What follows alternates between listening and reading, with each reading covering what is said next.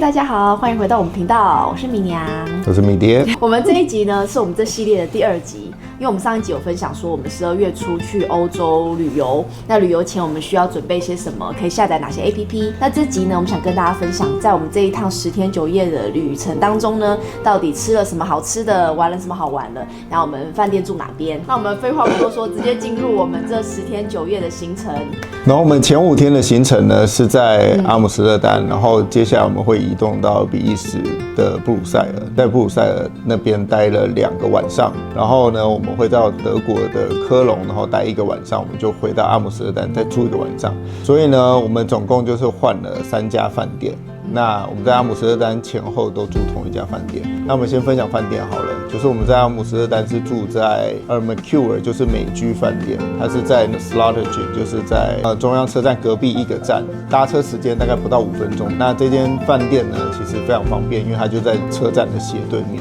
所以我们前4个晚上跟最后1个晚上都是住在这个饭店。然后这个饭店呢，房间就中规中矩，而且它是除了给我们一个双人床之外呢，还给米哥哥一个单人床，对，我们就3个人就不用挤在一起。然后那个位置就是4通8达，如果你想要到阿姆斯特丹去 City Walk， 或者是像我们一样会跑行程去，比如说赞丹啊、风车村啊、鹿特丹啊、乌特勒支啊，其实从那个站出发的话都蛮方便的。对，都很方便，而且它离出站走路大概5分钟内就会到了。所以我们推荐这个住宿的位置给大家。然后分享一下我们在布鲁塞尔的住宿。我们布鲁塞尔是住在 Novotel， 就诺富特饭店，然后它刚好就在比利时的布鲁塞尔大广场的旁边，走路过去大概只有1分钟的距离，距离那个车站其实走路也大概1分钟，就是都非常方便。然后他们的早餐也真的蛮好吃的。我们这10天只有在布鲁塞尔那边是有含早餐的，其他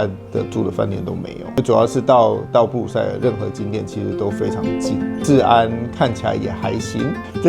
这间住宿的位置啊，如果你是从阿姆斯特丹移动到布鲁塞尔的话，它不会在布鲁塞尔的那个迷你的车站里，它必须要再搭车1站到大广场附近的那一站，可能要留意一下它的那个搭车的位置。因为我们不是开车自驾，所以其实饭店的位置对我们来说很重要，就是离各大景点越近，然后不要走太多路为主。然后呢，我们就分享一下我们在科隆的住宿的位置，就是我们也蛮推荐这个位置，因为它实在是超爆无敌近，它就在科隆的火车站开门出来的正对面，一出站就是了。对，它往南边走，一出站就看得到饭店，然后建筑颜色也非常明显，对红色这样子。这间饭店是我们住过3间饭店里面最大间的，它给我们一个很像顶楼加盖的一个房间。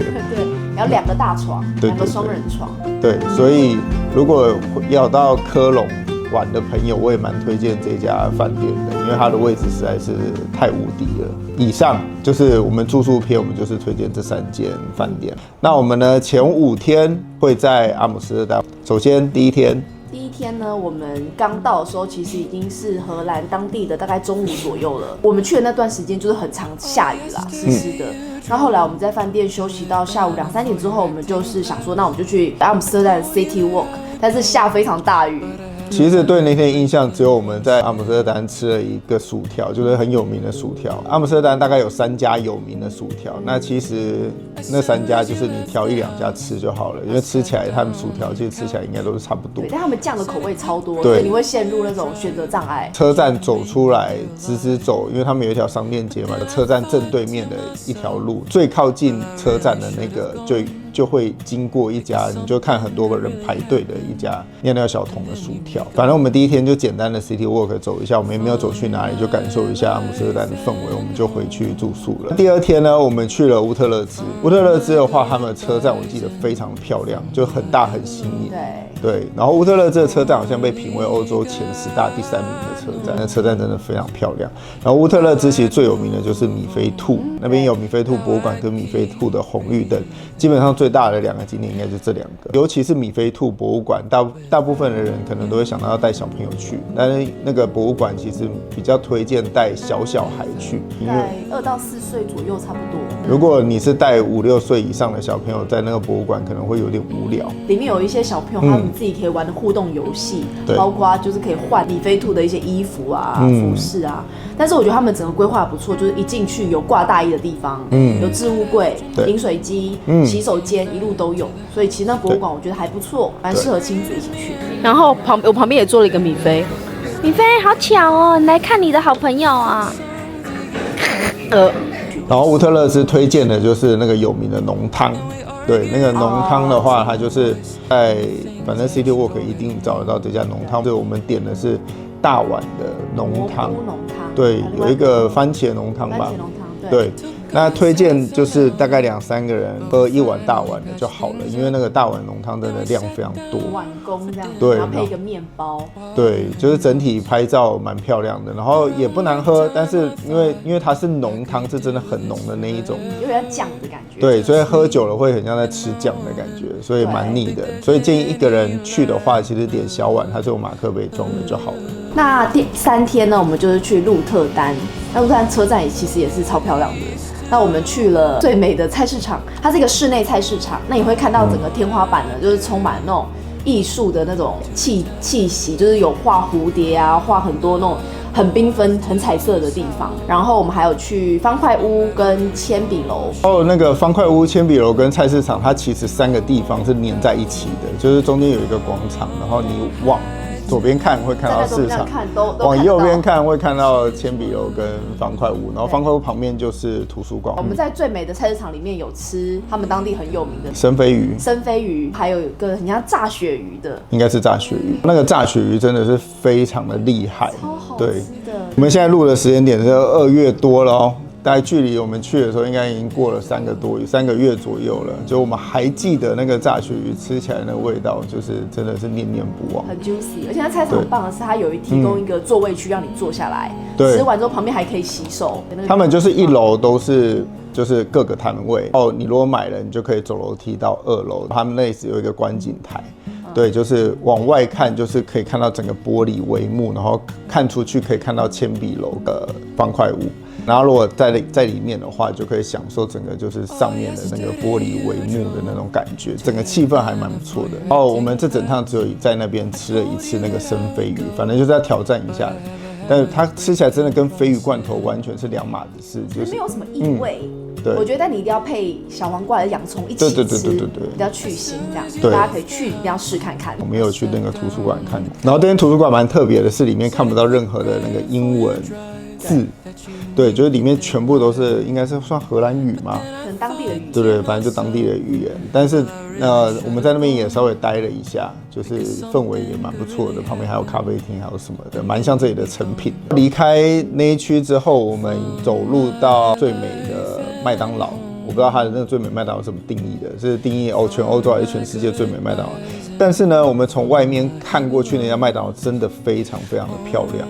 对，它就是整个全部都是落地窗，麦当劳的那个图案就是很显眼，就是走很远的地方就可以看到那栋建筑物。比较特别的是，在欧洲各个地方其实上厕所都是投币的，所以他们那个厕所都维持得非常非常干净。那我们整趟印象呢，因为这间最美的麦当劳里面2楼的厕所是不用投币的，它就是什么人都可以进去上厕所。那间厕所就真的很不干净。这算很委婉吧，很不干净。所以呢，我觉得欧洲投币上厕所这一点还是有优势的，就是有优点。对，如果有人维护的话，其实那个厕所真的干净蛮多的。这就是鹿特丹啦。那我们第4天去了哪里了？我们去哈勒姆，这个是我们算是荷兰，我觉得蛮喜欢的一个城镇。说实在，也不是排去荷兰这一趟旅行完全不知道有哈勒姆这个地方。其实离那个阿姆斯特丹中央车站其实距离非常近，我记得搭车只要15分钟到20分钟就到了。对，我们喜欢到我们同一个地方去了2次，我们最后一天也有再回到哈勒姆。那哈勒姆这个地方最有名的就是那里面有一个监狱改建的学校。对，那个监狱改建的学校它是一个圆拱形，它的地下室是酒吧跟电影院，1楼有咖啡厅，接下来就会到很多间就是真的以前是监狱关犯人的，但是它有开放给一般的旅客可以去参观。2楼以上就是你只能是那边的学生才能进去，所以可以看得到他们很多有一些人在小组会议啊或者什么的，反正它就会变成一个多功能的场馆。整体来说非常的漂亮，就是蛮推荐去哈勒姆可以去到这个地方去参观。然后哈勒姆也有一条商店街，就是从车站一路接到那个市中心的大广场。然后我们在大广场旁边有一个餐酒馆，真的是餐酒馆哦，吃了一个挂包。对，点挂包还有点一个炸鸡儿童餐。对，因为大家都觉得在荷兰吃东西是不是很贵，尤其餐酒馆，感觉一进去应该没有个上百块欧元，应该下不来。对，但是在这一间的话，我觉得 CP 值还蛮高的，就是那个价钱是真的是可以接受的。对，而且蛮好吃的。在荷兰吃挂包是一个非常奇怪的一个体验。对，但是我觉得是蛮推荐给大家可以去找这家餐厅哦。然后呢，哈勒姆还有一个有名的叫做阿斯卡尔的蛋挞，它就会在那个商店街走到正中间会经过的一个地方。那真的从外面这样子看起来真的是非常漂亮，因为也都是落地窗，然后看得到里面的除了蛋挞之外有很多面包什么的。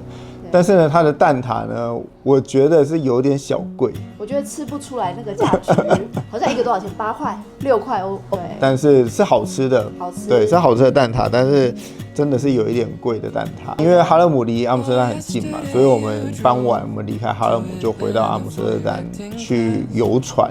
适逢那一阵子是阿姆斯特丹的灯光节，所以游船刚好就是1个小时，然后可以顺便看就是日落到晚上的那个场景。那边我记得就是2、3间可以选，也不用事先预定，反正因为我们去的时间根本没有什么游客，我就随便挑了1间，然后我们就去搭那个游船了，然后整体1小时来说，其实体感是过得还蛮快的，而且大家其实也可以准备食物在船上面吃，他们没有禁食，然后而且你还可以在里面上厕所，里面是有厕所的哦，不大间，但我觉得超方便的。我没有看到啦，但我知道里面有厕所，我没有去。对，那船尾是有厕所的，反正呢，在里面就是他们就是那个运河绕着阿姆斯特丹，我觉得蛮漂亮的。你哥还在里面画画。对，算蛮特别的体验，我觉得蛮推荐去阿姆斯特丹，一定要去搭那个运河的那个游船，可以看一下整个阿姆斯特丹的 city 的 view 长得什么样子。那我们第5天，我们的行程是赞丹小镇跟风车村。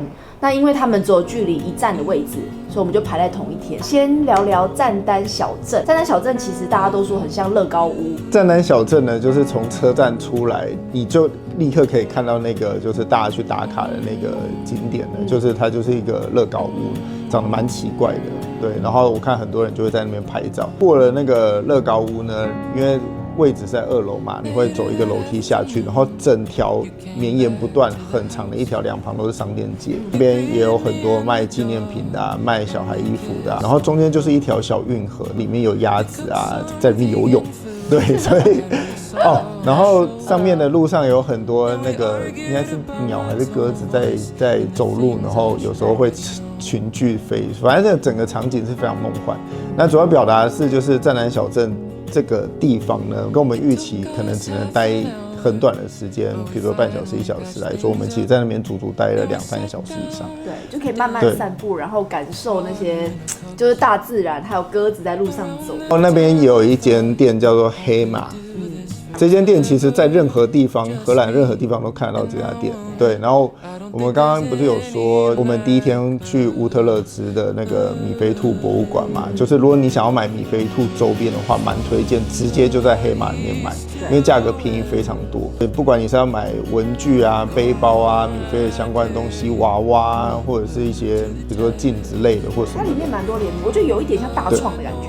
黑马里面还有很像 IKEA 的餐厅，就是你可以自己拿一些三明治啊、汉堡啊，我们也在那边就是吃过一餐，我觉得其实也蛮好吃的东西。而且黑马也有厕所，所以你们走一走，如果就是想要上厕所的话，他们也是要付费的啦。有路过黑马一定要进去逛一逛，挖宝一下。然后经过湛蓝小镇呢，我们就在大一站到风车村了。那风车村呢，其实距离车站是有一大段距离的，而且中间还会经过一个吊桥。我们刚好看了那个吊桥起落的样子，就很夸张，蛮震撼的。去风车村呢，有一个大原则，就出车站就是跟着人走就好了，因为大家其实都去同一个地方。对，所以我们也就是 follow 这个政策，我们就是跟着人群走，然后后面有人跟着我们，对，所以大家一起跟，好像跟团的感觉。对，我们就跟团了进到风车村。那风车村呢，其实也不小，在那边我觉得待个2-3个小时以上是正常的，很像来到另外一个国度的感觉。而且那边是真的有住人哦，那边房子很多都有晒衣服的，只是说把它稍微跟商业结合的那种感觉。对，然后风车村里面有一间就是卖起司的店，我们也在那边买了起司这样子，带了一些伴手礼。对，然后后面有一些咖啡厅，然后还有一些伴手礼店，我们有在那边买了帽子啊什么的。对，所以其实整体来说还蛮推荐去风车村的。我觉得在那边散步就是蛮悠闲。湛丹小镇跟风车村这一天的行程呢，是回想起来是蛮有印象的。米娘还很喜欢鸽子吗？就是小动物在地上。我其实还好，是米哥哥很喜欢，他算是整场追着鸽子跑。推荐这2个行程可以排在一天。那我们阿姆斯特丹前5天的行程就结束了，我们到第6天我们就移动到比利时，对，我们就搭欧洲之星到布鲁塞尔。那布鲁塞尔我们预计会待2天，第3天就移动离开布鲁塞尔这样子。所以我们第1天原则到的时间就是在布鲁塞尔市中心。对，因为我们住的地方其实距离布鲁塞尔各个景点都还蛮近的，然后刚好那时候圣诞节档期嘛，所以其实很多地方都有圣诞市集。第一餐就吃了非常有名的是红酒炖牛肉跟猪脚，这间餐厅好像是就是推荐一到布鲁塞尔一定要吃的。我们有预定吗？好像那一场好像没有。对，没有预定，但是稍微排一下也是可以经过。还有他们有那个苹果酒。对，我也蛮推荐的。反正那一餐是蛮有印象的一餐。布鲁塞尔那边就是比利时嘛，大家都做巧克力很有名，所以其实有很多牌子的巧克力在那边。我们也有到其中一家巧克力店，然后去买了一些巧克力当伴手礼。它其实都可以试吃，而且给试吃都好大方哦。对，直接给一整块要3-5个，这样你可以吃看看。对，所以如果有到比利时布鲁塞尔的朋友们，也可以去吃巧克力。那边有一家很有名的松饼店，叫做 Dandoi 吧。对，我不知道有没有发音有没有错。去吃冰淇淋松饼。而且因为室内没有位置，我们在户外吃，超冷的。对，超冷哦，又吃冰淇淋松饼，但是我记得松饼也蛮好吃的。都忘了提布鲁塞尔最有名的尿尿3件套。3件套。反正就是尿尿小童、尿尿小妹跟尿尿小狗，尤其是尿尿小妹，她那个姿势真的不是到太好看。对，如果你真的不知道去哪的话，然后很想要收集尿尿3件套的话，我觉得可以去这3个地方把它看完、拍完照，然后体验一下我们的空虚感是什么。我们去欧洲也吃了不少中式餐厅，其实都有，但是因为有时候带长辈或带小朋友的话，你有一些中式，其实他们会比较习惯。那这是我们第1天在布鲁塞尔的行程，隔天就到了重头戏，我们搭车去了布鲁日跟根特。其实布鲁日跟根特他们只差1站，基本上看你要选择先去布鲁日还是先去根特都 OK。那我们是选择先去比较远一点的布鲁日，然后回来傍晚大概6点多的时候才在根特那边出站。这样布鲁日我觉得蛮酷的是，我们在布鲁日溜冰，那是我们第一次我们米家人一起溜冰，所以才开启了我们在多伦多的溜冰之旅。我们第一次接触到溜冰这个项目，竟然是在欧洲的布鲁日这个地方，这么奇怪，而且完全不是计划中，我们是刚好路过。对，然后米哥就说：“我想要玩，我想要玩。”然后我们就在现场租，在那边溜冰，有一种很像在城堡里面溜冰的感觉，很有气氛、很漂亮的一个地方。因为溜冰花了太久时间了，所以其实布鲁日剩下的地方我们就没有去太多了。对，那我们只有印象中布鲁日那边也有一个很有名的松饼。其实整体布鲁日的范围是非常大的，然后我们其实到布鲁日的时间点做完这些事情，其实是已经到傍晚了。如果你们时间有余裕的话，我会建议布鲁日跟根特其实非常强烈建议分成2天去，因为如果1天去的话，我觉得布鲁日跟根特各占了半天，是去不了所有的地方的。因为布鲁日其实光是用走的，可能都要走半天以上。我们蛮喜欢那边，而且那个还有很像那种中世纪欧洲马车经过的那种对，就是你也可以在上面搭马车，然后游览整个布鲁日。然后后来呢，我们就犹豫了，到底要不要回去，要不要停根特，但是觉得好像这辈子不会再来了。就觉得难得来了，感觉好像要去一下。因为我们在欧洲带小朋友，其实我们不想要太晚回到饭店。对啊，我们都尽量控制在7、8点就回到住宿的地方。对，那这一天比较特例。对，所以我们还是最后硬着头皮还是去根特了。然后根特蛮特别的是，根特的去的地方距离根特的车站是有一段距离的，你必须要下火车之后，你还要再搭他们的路面电车，然后再搭个20分钟以上才能到根特的景点。对，但我们其实到根特的时间已经很晚了，到晚上了7点多。对，不过因为刚好根特那时候也在做圣诞市集，所以整体的圣诞气氛是非常热闹的。然后大家就在喝红酒，玩那个游乐设施。对，我们也去做了对，我们也去做了根特的那个摩天轮，然后可以看到主要景点类似像空拍的那种景色，就也蛮印象深刻的。那我们在根特最后离开根特前呢，我们吃了有名的薯条，这个薯条应该是在哪都吃得到。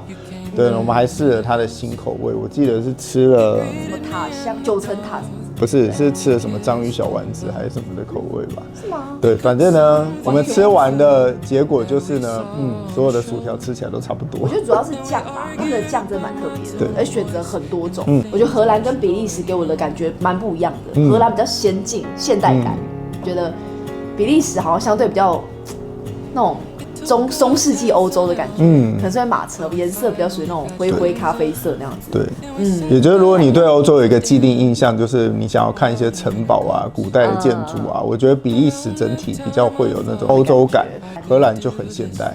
隔天呢，我们就搭火车去德国的科隆。那我们到科隆的时间也是蛮晚的，就是中午过后到下午了。我们第一站呢，我们就去吃德国猪脚。因为我们实在是在科隆待的时间太短了，就是住一个晚上，隔天就要再回到阿姆斯特丹。你就想一想，去德国一定要做的事情是什么？除了看圣诞市集之外，因为我们吃了一辈子的德国猪脚，但却没有在真的德国吃过德国猪脚是什么。对，然后我们就去了他们一个最有名吃德国猪脚的餐厅，真的让我们印象深刻，就是像电影场景那样子，然后热闹很多人，对，很像一个大酒吧一样，里面就是你也分不出来谁是服务生，谁是客人这样子，然后每个人就跟朋友就在喝酒啊，然后乱成一团，真的是乱成一团。有一些桌子是站着的，对，大家站这边喝酒，还有人站在楼梯间那边喝酒吃东西。然后你也不知道在哪里排队，然后服务生也不知道在哪里带位，反正就是各凭本事，你找得到位置就找得到位置，找不到的话你就永远一直在那边等。站在那边。对。后来服务生他安排我们跟一群外国人并桌。帅哥们并桌这样子。对，我们也算蛮幸运的，可以并到桌，不然其实照那一天那个现场那个场景，很容易会有可能吃不到。那一餐真的德国猪脚真的是不错吃，德国啤酒也很有名。然后我们还一直就是跟旁边的那个人聊天啊、干杯什么，他们应该觉得我们超乖。不是，我觉得怪在我们带一个5岁小朋友，对，然后里面就是类似那种酒吧美式餐厅感，你知道，我们就有一点点突兀啦，但是也还 OK， 对，你不尴尬谁尴尬，对不对？对，反正就是一个蛮有特色的一个地方。吃完德国猪脚呢，我们就去到我们整趟欧洲的重头戏，就是德国的市集，圣诞市集。对，德国的圣诞市集呢，最有名的就是科隆大教堂前的圣诞市集，背面就是科隆大教堂，然后前面就是很多摊位这样子，然后就是非常有过节的感觉，人非常多哦，非常多，被推着走。对，大家如果有去，记得身上的那些财物都是要保管好。对，我们在那边喝了人生第一次的热红酒，然后它那个杯子是可以带回来的，我们也带了2个热红酒跟可可的杯子。你看，一个是装，这是热红酒的吧？对，这是热红酒。这个是热可可的，超可爱的。热可可的杯子。那当然，如果你不要马克杯，你也可以不要，退给他或退还你钱。在科隆的那个圣诞市集，他们有很多个圣诞市集，然后都是走路可以到的。对，印象中应该有3个到4个吧，就是绵延不断，就是走。本来我们只是想要附近绕一绕，就没想要绕到第2个圣诞市集。第2个圣诞市集旁边又接了第3个圣诞市集，然后每个圣诞市集里面玩的东西都不一样。他们还有溜冰啊、滑冰啊。摩天轮啊，还有旋转木马，刚好有参加过德国的圣诞市集，尤其在科隆这个地方，是真的很有那种过圣诞节的气氛。而且我们去的时间其实距离圣诞节还有一段时间哦，大概还有一两个礼拜。对，然后整个就已经玩得很疯了。喜欢德国圣诞市集的话，就是蛮推荐可以去科隆参加这个圣诞市集的，就好热闹，非常有过节的感觉。最后一天我们就回到阿姆斯特丹，我们就住回原本的饭店。我们最后一天去了哈勒姆圣诞市集，对，因为刚好荷兰的圣诞市集只在哈勒姆办了3天，我们刚好赶上最后一天在哈勒姆的圣诞市集。然后这圣诞市集跟那个德国圣诞市集的氛围感就完全不一样。在那种德国圣诞市集，你就会觉得大家都是就是贴得很近，然后在那边喝红酒聊天，然后大声讲话什么的。但哈勒姆的圣诞市集就相对比较文明，比较文明一点。对，就大家比较有礼貌一点，比较稍微安静一点。然后我们那时候还有参加到他们当地的一个诗歌的表演，对，就坐下来大概听了半小时到1小时吧。我们整趟旅程结束在唱诗班的那个优美的歌声里面，就觉得蛮完整的，蛮幸福的。当下听到那个诗歌的那种感觉。我们在那边还有吃是蛋饼，有一间应该算是台湾人开的蛋饼吧。蛋饼呢就也蛮推荐，就是大家可以去吃的。然后但是呢，因为它的分量实在太大了，所以像我们这样一家人，其实点1个蛋饼就够了。那它主要是卖珍奶为主啦，对，所以可以搭个饮料这样子，可以当个下午茶。对，大家有趣也可以去试看看。那大家有没有发现，在行程里面好像漏了一些什么东西？好像怪怪的。你们去荷兰、比利时，这不就是艺术之都吗？你们好像怎么就没去博物馆呢？我们整趟好像真的没有去博物馆，除了米菲兔博物馆之外。因为说实在的，带着5岁小朋友，你真的是得放弃那些博物馆。我们都可以想见，米哥哥会说这好无聊。真的，而且因为博物馆很多票比较有名的，你要事先预定，而且门票其实也不太便宜，除非你有当地的什么博物馆卡，那可能会比较优惠了。这一趟我们确实是没有去博物馆的，所以大家不用怀疑我们真的没有漏讲什么。但是我们有做那个乐高，在阿姆斯特丹里面有一个地方，就是他们的那个乐高 store 里面是可以客制化自己的乐高的模型的，对，然后下面可以印上自己的名字，全身的衣服啊、头发啊，全部都可以客制自己要的样子。所以如果有在阿姆斯特丹有经过这家乐高店的话，也喜欢乐高的朋友可以去客制自己的乐高，专属乐高。以上就是我们在就是整趟欧洲的旅行的行程，包含我们有印象深刻的一些餐厅，然后跟带着小朋友去10天玩的所有的内容，然后希望网友们会喜欢，然后我们自己看的是蛮开心的。好啦，那喜欢自己的朋友记得按赞、订阅、分享、开启小铃铛喽！下次见啦，拜拜。